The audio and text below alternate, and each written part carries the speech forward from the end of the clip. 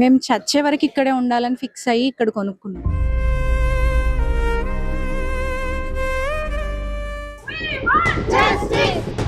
Cool చేయొద్దు మా ఇల్లును కూల్ చేయొద్దు.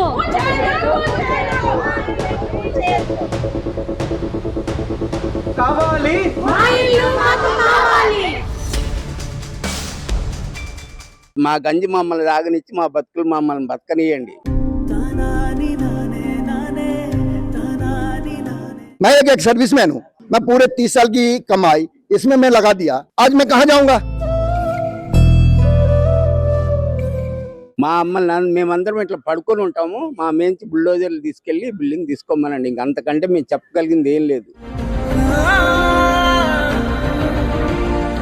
నన్ను కోసిన పైసలు లేవు అని చెప్పేసి అంటున్నావు. అప్పు పుట్టట్లేదు. నన్ను కోసినా కూడా 18,500 కోట్ల రూపాయల కంటే ఎక్కువ ఆదాయం లేదు. మరి నీ దగ్గర డబ్బులు లేవనుకుంటేనే మరి మీరు 5,000 కోట్లు పెట్టేసి ఇప్పుడు ఈ స్టాచ్యూ అనేది ఇప్పుడే అవసరమా?